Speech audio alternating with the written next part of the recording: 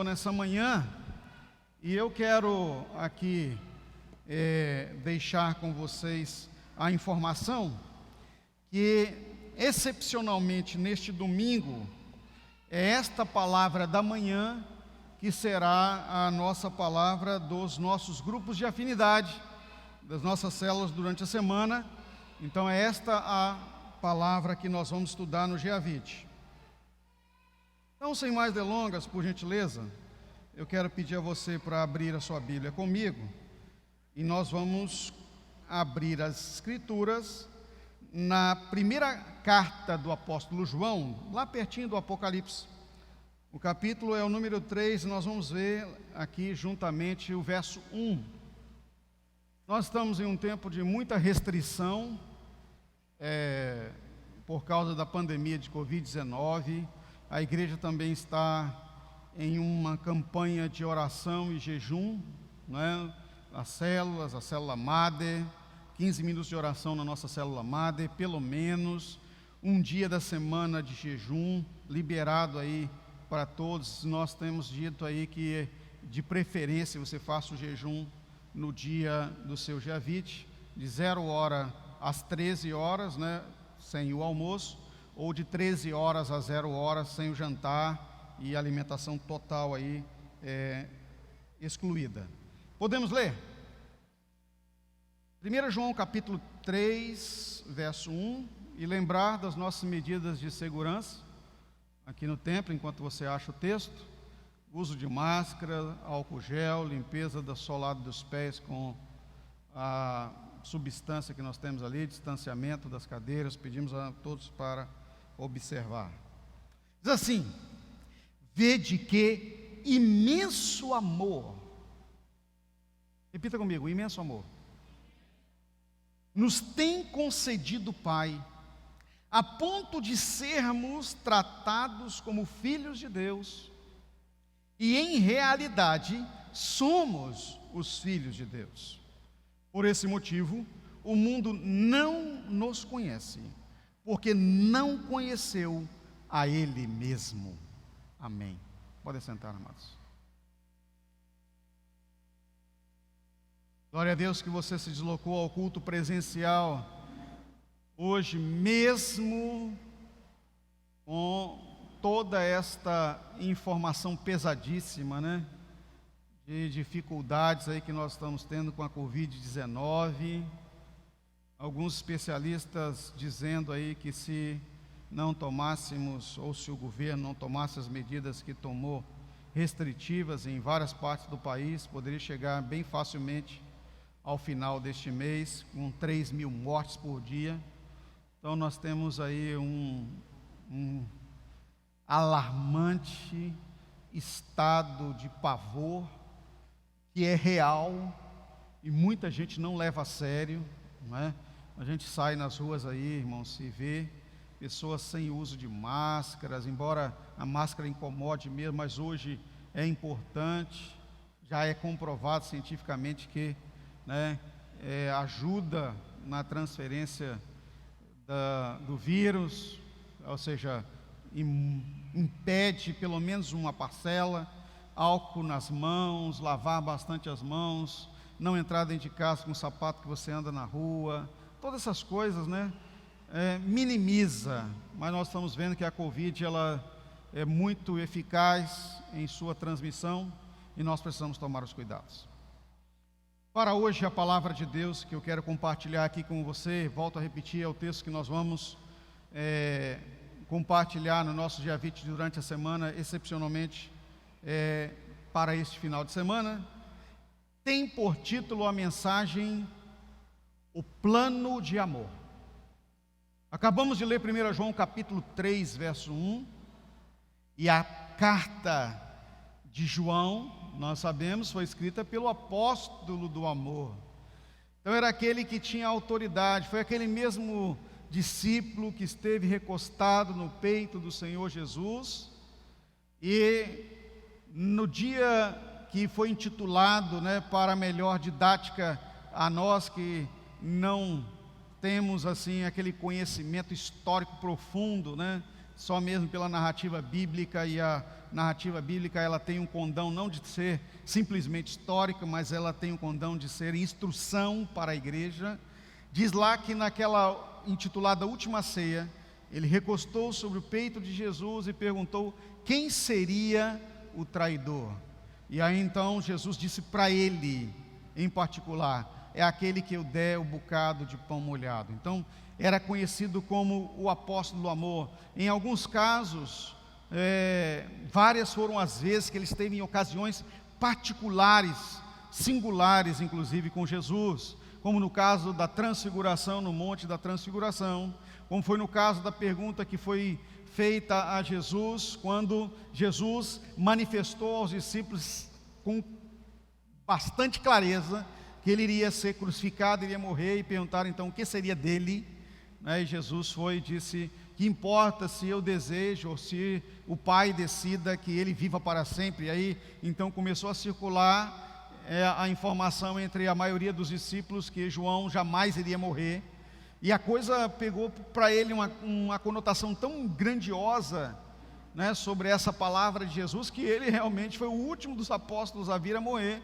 Foi levado à ilha de Patmos para ser devorado pelas feras lá nas arenas da ilha, e os leões, assim como foi com Daniel, os leões não o devoraram, o fogo não o queimou, e aí então ele foi solto porque não conseguiu matá-lo, até que o Senhor decidiu levá-lo, É interessante isso, porque a palavra de Deus é tão riquíssima em detalhes com relação ao apóstolo do amor. E falando então com autoridade, ele diz: que imenso amor nos tem concedido o Pai. E é exatamente nessa frase que estabelece aqui hoje essa palavra que nós estamos compartilhando, o plano de amor. Que imenso amor! Antes de entrar propriamente no cerne disso, não há como deixar passar essa frase desse verso de 1 João capítulo 3, verso 1, que é o grande amor de Deus. É por esse grande amor e por causa dele é que nós estamos aqui nessa manhã. Ainda é com base na ação deste grande amor, e aí eu quero dizer a você que esse grande amor de Deus não foi só o ato que culminou na graça infinita, que é assim chamado na teologia, que foi a vitória de Cristo na cruz, quando ele entregou a sua vida em lugar da nossa condenação, Como diz o apóstolo Paulo, o pecado, que era a nossa inscrição de dívida, foi anulada. Romanos 8:1 ele diz também: agora nenhuma condenação a mais para aqueles que estão em Cristo Jesus. Não somente essa graça, mas o plano de amor de Deus advém desde o momento em que, na eternidade, a gente fala momento porque é a nossa condição de entendimento das coisas, mas da decisão do plano de Deus de estabelecer um ser que viesse a se tornar sua família. E aqui neste texto também de 1 João 3:1, o apóstolo João diz assim: e nós somos os filhos de Deus. Nós somos os filhos de Deus. Glória ao Senhor por isso. Só esse plano de amor poderia culminar com esta condição modificadora da nossa caminhada como raça humana, como objeto do amor de Deus, tão extraordinários que Deus nos fez, a ponto de nos tornarmos família, filhos de Deus. Então, a ideia aqui desta palavra nessa manhã, quando tratamos do plano de amor, eu quero não fazer uma retomada do plano de salvação ou do plano de Deus para a raça humana, mas para fins de introdução da palavra, eu quero aqui voltar um pouquinho nisso e esclarecermos, trazermos à memória o plano de amor, mas sim falar o que é propriamente o plano de amor para nós, que é isso que é importante para o estudo das células, quando nós compartilhamos a vida de Deus com as pessoas. Então, para fazer essa volta e aí abrir espaço para entrarmos propriamente no ponto que eu quero compartilhar com vocês, eu preciso dar uma viajada com você do Gênesis até o Apocalipse, bem rapidinho, em 3 minutos. Então, em dado momento da eternidade, Deus decidiu que iria estabelecer uma família grandiosa. Alguém já perguntou e se pergunta constantemente na teologia, qual a razão de Deus para tomar essa decisão?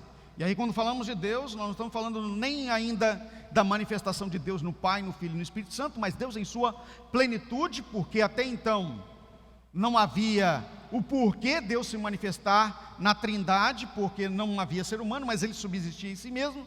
Qual a razão?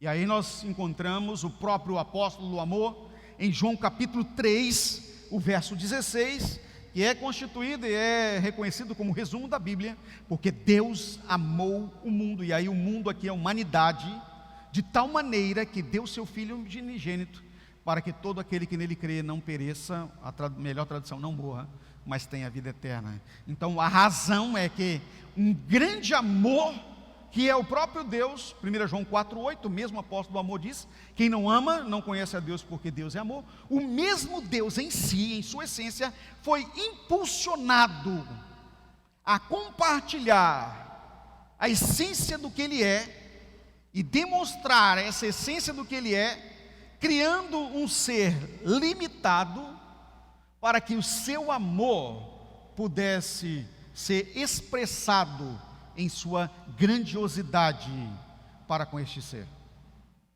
Então veja a singularidade e a excepcionalidade do ser humano. João 3,16 deixa bem claro isso. Deus amou a humanidade. Tudo quanto foi criado por Ele foi como sustentáculo para que esta humanidade, os seres humanos, viessem a ter base suficiente para escolher também o amar. Porque o amor exige liberdade de escolha. Alguém um dia me perguntou assim, pastor, mas se Deus sabia que o ser humano ia pecar, igual aconteceu lá no Éden, que Ele criou o Éden para o homem, o melhor de tudo, o suprassumo de todo, era um céu para um ser humano. Era como se fosse quem gosta aí já viu, eu não sou muito chegado a cuidar desse tipo de coisa, mas tem gente que gosta muito de aquários. Uma vez eu estive num lugar de construção de aquários, cada um mais lindo que o outro, né? E as pessoas investem muito dinheiro nisso. Criam um mundo maravilhoso para aquilo que ele gosta ficar lá dentro. É o peixinho amado ficar lá. É como se Deus tivesse feito isso no Éden. E ainda não só ele satisfeito com isso, ele se manifestava pessoalmente para ter relacionamento com aquele ser. Eu nunca vi nenhum dono de aquário entrar dentro do aquário e conversar com os peixes, nunca vi.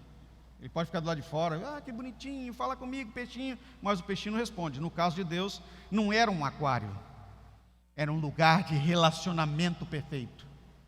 Era o lugar do acontecimento do amor. Porque no lugar do acontecimento do amor, Ele promoveu o estado pleno de liberdade. Faça o que você quiser, mas também você pode fazer o que eu não quero. Mas eu digo você, minha orientação para você é, não faça o que eu não quero. Aqui tem uma possibilidade, se você fizer, você vai morrer. Eu sou a vida, mas se você fizer, você escolher, vai morrer. E foi exatamente o que aconteceu. Aí alguém pergunta, mas pastor, é necessário ocorrer o pecado? Não sei. Se o homem que tivesse continuado ali, não escolhendo abandonar a Deus, era a escolha. A escolha plena se estabeleceu desde esse instante. E ela continuou e continua sendo estabelecida. Esse é o plano de amor. Ainda estamos em tempo de escolha. E Deus vem promovendo oportunidades de escolha até agora. Lembre-se que escolha, eu já compartilhei aqui, não é livre-arbítrio. Livre-arbítrio é uma doutrina não bíblica. Não existe essa doutrina na Bíblia. A doutrina que existe na Bíblia é a da escolha. E a escolha ela é sempre absoluta. Ou é um, ou é o outro. É céu ou inferno, luzes e trevas, não é? Deus ou não Deus, não é Deus e o diabo. Deus ou não Deus, quer dizer, vida ou morte. E tudo está nele, porque a vida é o Senhor e a ausência de vida é a morte. Então é tudo baseado nele, porque o diabo também é um ser criado, não é Deus, não é uma divindade. O diabo se tornou uma divindade humana, que o homem criou o diabo para o adorar, no sentido de buscar nele adoração. Agora Deus é essência de adoração por ser Deus. Não é totalmente diferente. Não há Deus e o diabo como contraponto. Há Deus e não Deus. Não é a ausência dele. E aí é uma escolha. Não é a questão do absoluto. Então, nessa da escolha, que para você entender qual a diferença de livre-arbítrio para a escolha. Livre-arbítrio, o ser humano cria suas escolhas. Nós não criamos nada. Tudo já está criado. Por isso que eu chamo de escolha, porque Deus que fez tudo e nós usufruímos de tudo que Ele fez. E tudo que Ele fez foi por amor, inclusive a oportunidade da escolha. Nós não podemos criar uma vertente de caminho para nós. O caminho já está posto. Não existe um caminho criado pelo ser humano. Ou há o caminho estreito que leva ao relacionamento com Deus. E a melhor escolha de amor, não é? Porque é abrir mão de si mesmo para que venhamos a depositar o amor no outro. Isso é amor, que é a negação do meu amor próprio, do eu, para amar. Isso é amor de verdade, altruísta. Ou o caminho largo em que o seu amor por si, ou seja, o seu ego, se manifesta em sua satisfação de desejos. Não é isso que Deus quis para nós, mas Ele oportunizou. Está aí, você escolhe. O plano de amor de Deus é exatamente vivermos tal qual Ele viveu. Ele abriu mão de sua total liberdade de ficar em paz, para compartilhar a paz deles com aqueles que lhe trouxe a guerra. Olha que coisa terrível, né? É o que é o amor? Você abre mão do seu eu de liberdade, de fazer o que você quer para compartilhar com o outro, e aí então agora você fica atrelado ao outro para cuidar dele. Deus não precisava do ser humano, mas o amor dele fez com que ele dispensasse essa alegria ao ser humano. A mesma coisa quando você decide amar alguém. Você pode viver liberdade, fazer o que você quiser, entre aspas, né, durante a sua vida, obedecendo às leis, mas quando você decide se relacionar com outra pessoa e casar, aí agora você abriu mão de si, do que você gosta, daquilo que você tem, e muita gente não sabe fazer isso, por isso que tem os divórcios, e não existe nenhum relacionamento que dá bom para ele, só dá ruim, porque ele quer satisfação dele mesmo estando com outra pessoa. Não existe isso. Isso não é amor, não existe essa possibilidade. Quem ama é porque abre mão de si, para que o outro seja feliz, para realizar o outro. Então você se dá a criar o melhor para o outro. Foi isso que Deus fez. A partir de então, tudo que Ele está fazendo é para o ser humano, aquele que Ele ama. O plano de amor de Deus envolve isso, uma ação plena de Deus em favor do ser humano. E nós estamos no ano do renovo. Veja você, Apocalipse 21, capítulo 21, verso 5, demonstra claramente isso. Olha o que ele diz, não, o que o Apocalipse diz, o apóstolo do amor, escrevendo: aquele que está sentado no trono, olha o que ele disse, ele determinou, eis que faço novas todas as coisas. Quando ele diz assim, faço novas todas as coisas, para quem? Para ele? Para quem, meu querido, minha querida? Levante sua mão assim. Repita comigo, para mim. Ou seja, Deus continua te amando. O plano dele todo envolve você. Eis que faço novas todas as coisas, para quem? Para mim. Embora ele não precisasse disso. Olha que imenso amor, diz o apóstolo João, aqui no capítulo 3, no verso 1 da sua primeira carta. Que imenso amor, é um amor inexplicável. Como o próprio Jesus diz em João 3,16, um amor incomensurável. Não tem palavras para descrever esta vivência, essa essência desse amor. Então, primeiramente, agora entrando no cerne da mensagem, para que entendamos esse plano, e aí nós não estamos falando nem da sua gênese, nem da sua razão, porque eu já dei aqui uma pincelada para você, mas como compreensão, como compreendermos o imenso amor. Primeiro, nós precisamos compreender como o amor é o amor do renovo. Acabei de citar Apocalipse 21:5, a parte A. Ele determinou, faço novas todas as coisas. Olha o que diz a palavra de Deus no livro do profeta Sofonias, o capítulo 3 e o verso 17. O Senhor, o seu Deus, está em seu meio, ou seja, Ele está vivendo no meio de vocês. Ele é poderoso para salvar. Ele se regozijará em você. Com o seu amor renovará. Ele se regozijará em você com brados de alegria. Ou seja, Deus se realiza agora, depois de sua decisão em fazer acontecer e vivenciar o plano de amor, se regozija em nós na manifestação de seu amor. E a manifestação do amor de Deus nos renova. Então, o plano de amor é um plano de renovo. Entenda isso, queridos, e querida e querido, que quando nós vivemos o amor de Deus no renovo, é que todo tempo nós estamos usufruindo em Deus de coisas novas, de um relacionamento novo, de uma demonstração de amor profunda, totalmente nova a cada dia. E nessa demonstração de amor de Deus em sua relação conosco nova todo o tempo, há dele uma misericórdia grandiosa, porque o amor de Deus é manifesto em misericórdia. O amor de Deus é manifesto também em nos liberar perdão. Ele é também maravilhoso em nos oportunizar sempre acesso pleno a Ele. Só o amor desse nível pode ser capaz de não impor as condições para o afastamento. Deus está constantemente de braços abertos, e isso foi exemplificado quando Cristo se deixou pregar na cruz. O ato de se deixar pregar na cruz, de permitir, Ele está dizendo: vinde, eu vou te abraçar, não é? Vinde, eu vou te abraçar. Então é um amor de renovo para todo o tempo. Todo o tempo. Meu querido e minha querida, Deus quer você para se regozijar em felicidade em você.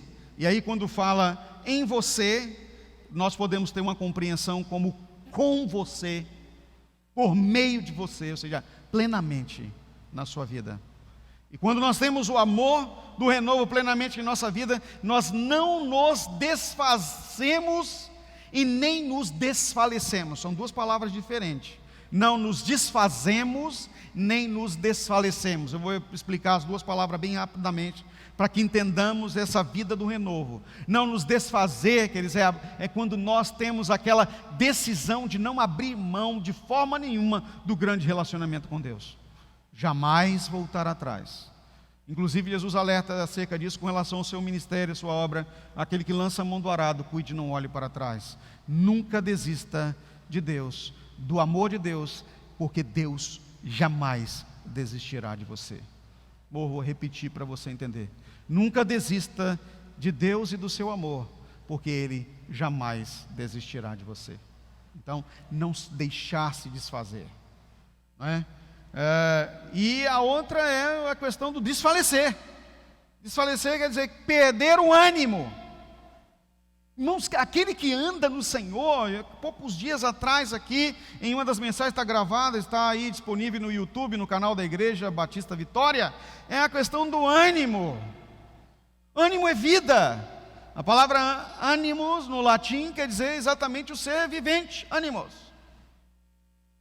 Alma vivente que Deus soprou lá no Éden, como ação de seu grande amor.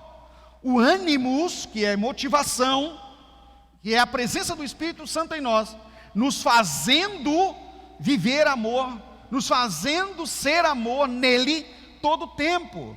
Por isso que Gálatas capítulo 5, 22, na última mensagem da celebração de domingo, nós citamos aqui, primeiro ato do fruto do Espírito em nossa vida, por isso que vem ali na primeira palavra, mas o fruto do Espírito é o quê? Amor. Gálatas capítulo 5, verso 22. Depois vem exatamente o que nós estamos falando aqui de Sofonias 3,17, felicidade, alegria, gozo, conforme a tradução. Eu gosto da King James atualizada, que traz felicidade, amor, felicidade. Ele vai se regozijar quando dispensa o seu amor. Ele está no meio de nós, Sofonia fala aqui, no meio de nós, ou seja, o amor está no meio de nós, fazendo acontecer felicidade. Meu irmão, minha irmã, quando nós temos Jesus, nós temos felicidade, nós temos o Senhor. Entenda uma coisa: se alguém está atrelando felicidade à posse de coisas ou de situações que agradam o seu eu, ele está longe de Deus. Não é isso. Nós estamos felizes porque o Senhor, o Espírito Santo, está em nós, frutificando as suas ações. Seu fruto está vivo em nós. Aí então não importa se eu tenho coisas, não importa inclusive se minha carne está doente ou saudável, não importa nada disso. O importante é: eu tenho o Senhor em mim. E aí, quando nós vemos isso, aonde nós vemos isso? Na palavra de Deus, na vida de Jó. Jó experimentou essa profundidade do reconhecimento do amor de Deus, e depois de passar de tudo aquilo que quem lê o livro de Jó fica assim estarrecido com os sofrimentos, não é? A ponto da mulher amada que ele depositou toda a sua vida, perda dos seus filhos, a mulher dizer: amaldiçoa esse Deus e morre. E no final ele diz: antes, Senhor, eu te conhecia de ouvir falar, agora eu te conheço de experimentar, ou seja, agora eu vivo com o Senhor. É o que Paulo diz em Gálatas 2:20: já estou crucificado com Cristo, e vivo não mais eu, mas Cristo vive em mim. É o que nós chamamos aqui na igreja, para entendimento, a vida na vida. É o amor da vida na vida. Quando falamos aqui o plano de amor de Deus, nós precisamos ter essa consciência, esse entendimento que é o amor da vida na vida. É a vida de Deus essencialmente plena em nossa vida. Como nós vemos aqui em Sofonia, diz aqui, Ele está em seu meio, Ele está no meio de vocês, a vida dele está em vocês, manifestando o amor e a sua felicidade. Mas para isso eu quero que você acompanhe comigo Romanos capítulo 5, Paulo falando no capítulo 5, verso 8, texto que nós conhecemos, que diz assim, mas Deus demonstra seu amor por nós. Cristo morreu em nosso favor, quando ainda éramos pecadores. Agora nós não somos mais pecadores, nós somos o pecador arrependido, nós somos o pecador do renovo. Nós ainda temos em nós a característica de pecadores, mas não estamos mais no estágio de pecadores.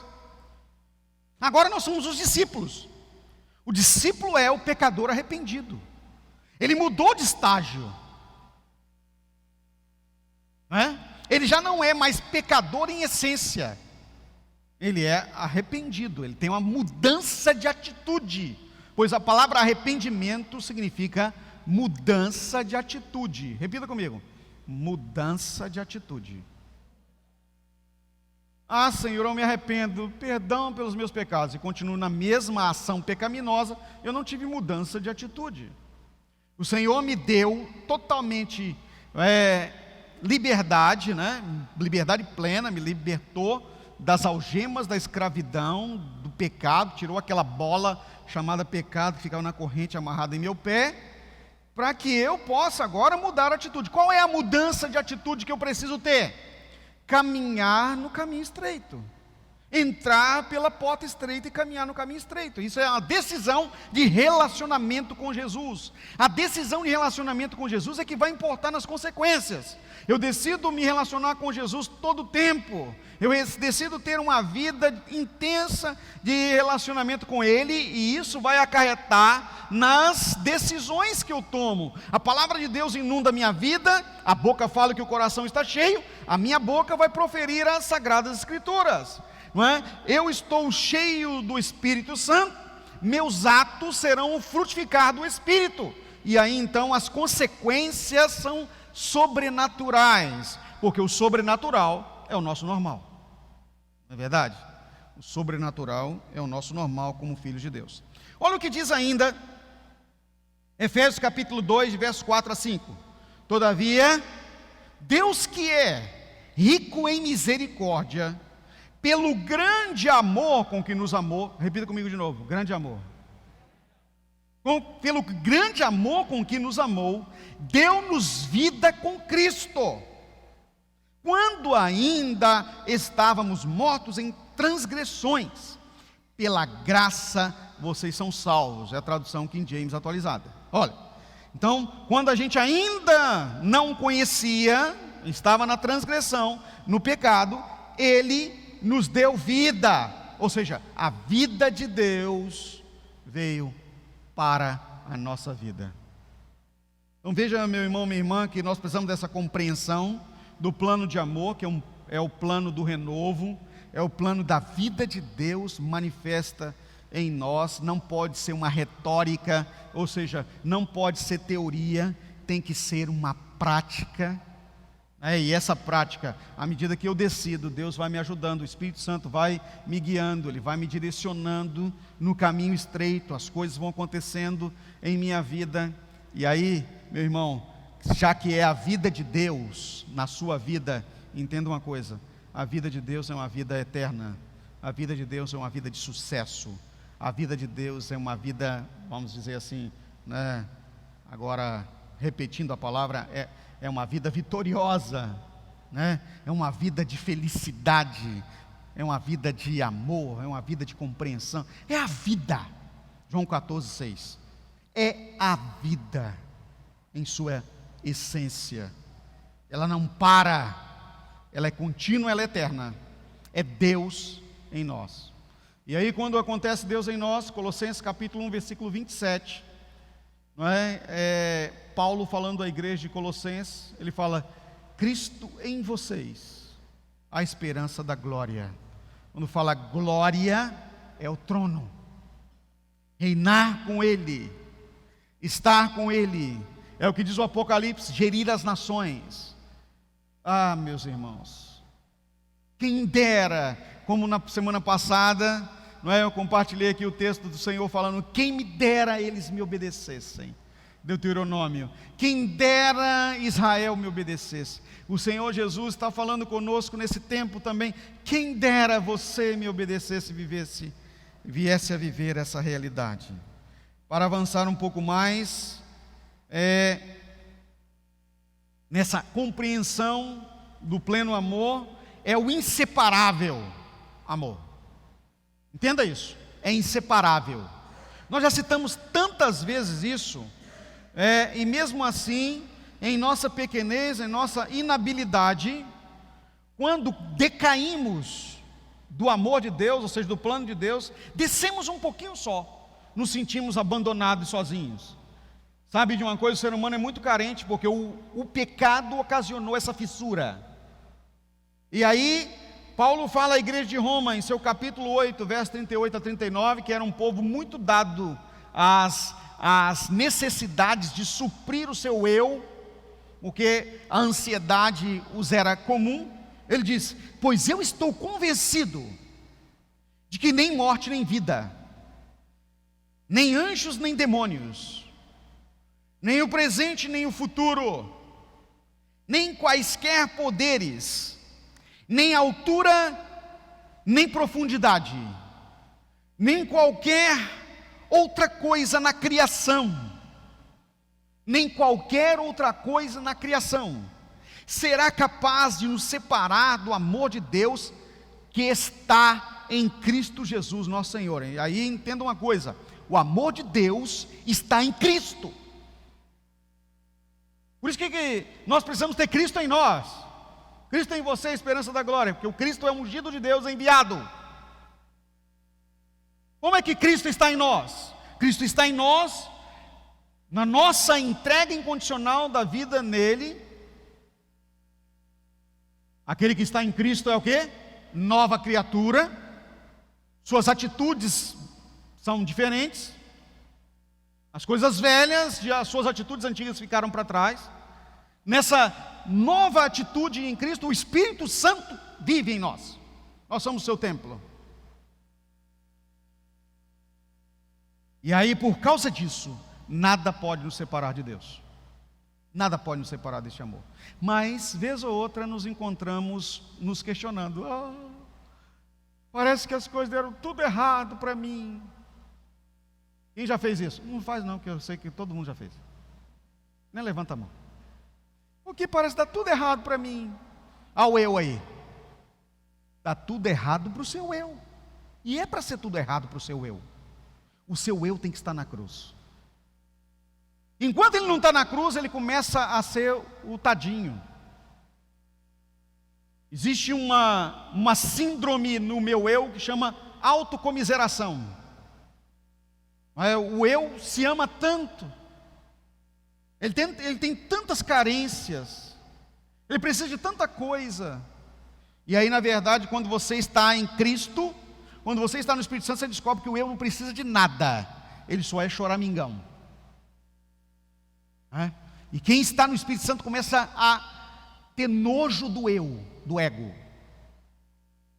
Quando ele começa a se manifestar, igual você fala, não é? Você faz o mesmo que o apóstolo Paulo dizia que fazia. Esmurro o meu eu, meu corpo, reduzo a servidão. Ou seja, ele tem que estar dominado. Porque se o eu não estiver dominado, a gente só passamos a fazer as coisas que o agradam. E aí o Espírito Santo sai do trono. O Espírito Santo abandona, não é que ele abandona, né? Você abandona o Espírito Santo, e aí você não se torna mais templo, você se torna o templo do eu. E o templo do eu é o templo da destruição, é o templo da morte. O seu eu, a sua vida, não é mais vida, é morte. Aí vem a dor, a ansiedade, as inabilidades, tudo que é ruim da obra da carne aparece. Para viver o pleno amor de Deus, eu preciso negar-me. E Jesus deixou bem claro: aquele que quiser me amar, aquele que me ama, negue-se a si mesmo. Aquele que quiser ser meu discípulo, negue a si mesmo. Aquele que quiser ser meu seguidor, negue-se a si mesmo. Há uma indicação do Espírito aí em Cristo pela palavra exatamente nesta linha. Se nós não nos negarmos e deixarmos que o Espírito Santo realmente exerça sua governança, nós vamos nos afastar de Deus. E aí então, não é o amor de Deus que se separa de nós, somos nós que abandonamos o Senhor. Alguém já diz aí, existem algumas teorias e teologias que dizem acerca da perda de salvação. Eu não acredito nessa linha. Eu acredito que eu posso abandonar a salvação. Eu posso deixar a salvação de lado. Eu posso optar por outra escolha. Eu posso optar pela morte eterna. É minha escolha. Então eu abandono. Ela está disponível para todos. Por isso que se chama graça infinita, graça consumadora. Mas eu posso não querê-la. Existem aqueles que creem na doutrina da predestinação, que dizem que não é possível isso, porque senão Deus não estaria exercendo o seu amor para com todos. Então, Ele já em sua presciência predeterminou quem serão os salvos, porque o seu grande amor o impulsionou a isso. Não é a nossa crença como batistas. Nós cremos que Deus nos deu liberdade, o demônio sai, e o ser humano então pode, sozinho, eu tenho aquela compreensão, a compreensão adâmica de necessidade, ou eu vou voltar para o estado da escravidão no diabo, é um lapso temporal rápido, ou eu me entrego totalmente ao Senhor. A minha decisão é de entrega absoluta ao Senhor. Quando não me entrego totalmente ao Senhor, eu estou então liberto da escravidão, do pecado e da morte. Para finalizar, esse entendimento de amor, o plano de amor, não é? Sua compreensão nos leva então a que o plano de amor precisa ser compartilhado. Assim como Deus compartilhou sua essência, agora que eu estou cheio de Deus, eu sou, não é, o templo dele, eu sou eu sou o seu templo, eu sou a manifestação da vida de Deus na terra. Não tem outra forma de viver isso a não ser compartilhar o grande amor. E aí o próprio apóstolo do amor vem trazer, eu gostaria que você acompanhasse 1 João capítulo 4, logo na sequência de 1 João capítulo 3, versos 9 a 11, diz assim: foi assim que Deus manifestou o seu amor entre nós. Olha que compreensão gloriosa. Foi assim que Deus manifestou o seu amor entre nós, no meio de nós. Enviou o seu Filho unigênito ao mundo, para que pudéssemos viver por meio dele. Lembra que eu falo aqui, a vida de Deus na nossa vida, nós vivemos por meio de Cristo, que é a vida, e nós vivêssemos por meio dele. Nisto consiste o amor. Entenda, nisso consiste o amor, é a palavra de Deus dizendo, não em que nós tenhamos amado a Deus, nós não temos essa condição, mas em que Ele nos amou e enviou o seu Filho como propiciação pelos nossos pecados. Ou seja, o seu Filho veio e pagou, Ele foi o cordeiro imolado, o derramar do seu sangue, para que nós tivéssemos vida. Então Ele nos amou primeiro, nós não tínhamos condição de amá-lo. Aí João continua: amados, visto que Deus assim nos amou, entenda agora, nós também devemos amar uns aos outros. Opa, então o amor, agora que está sendo vivo em nós, precisa ser compartilhado. Agora nós, juntamente com Cristo, damos a nossa vida também, nos damos a abarcar os outros em amor, para que a vida de Deus seja multiplicada.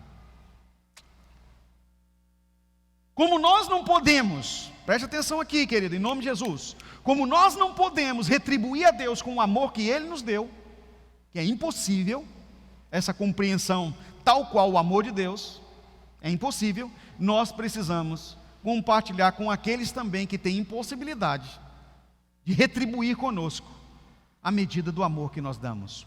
Uau! Não é assim? A pessoa sem Deus não tem condição de retribuir conosco em amor. Ele está no ego. Ele quer retribuir o seu eu. Então ele precisa conhecer Jesus. Então, à medida que o Senhor compartilhou o seu grande amor comigo, eu pego o meu grande amor agora inundado pelo Espírito Santo, que é o fruto do Espírito, que está em mim, em Cristo, compartilho com aquele também que não pode retribuir para mim, não é, para o meu ego, o tamanho do amor. Quando eu estou assim, eu tenho condição disso, mas se eu estiver no ego, eu não compartilho o amor. O plano de amor, essencialmente, exige o compartilhar do amor em Deus e com Deus e para Deus. Se isso não está acontecendo, à medida da nossa conversão, em realidade não está acontecendo. Não sou convertido. Pode ser que esteja até convencido, mas não estou me dando em amor pelas pessoas. Se eu compartilho, se eu ando nas ruas, se eu convivo com as pessoas e não sou movido pelo Espírito para compartilhar a verdade de Deus para com as pessoas, é porque eu estou apenas convencido, mas não estou inundado em amor. Então é preciso nos avaliar o plano de Deus para conosco. E aqui o plano de Deus não vai cobrar do homem caído justiça. Justiça de Deus é outra coisa.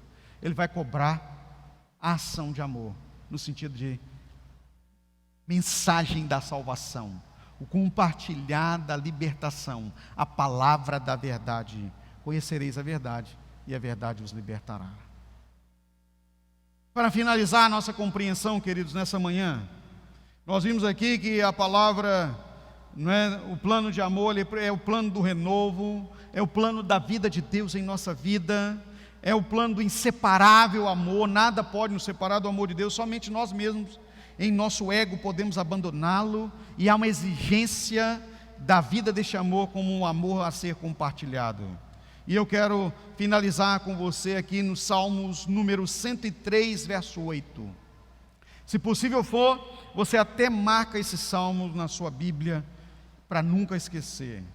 Olha o que diz a palavra: o Senhor é compassivo e misericordioso, paciente e cheio de amor. O Senhor é compassivo, misericordioso, muito paciente e cheio de amor, diz uma outra tradução. Paciente e cheio de amor. Quer dizer o seguinte: Ele ama você, apesar de você. Ele ama o ser humano caído, apesar do ser humano caído. Pois Ele não está centrado e não está limitado no que você faz. Ele está focado no que você é. E você é objeto do amor de Deus. Por gentileza, se coloque de pé.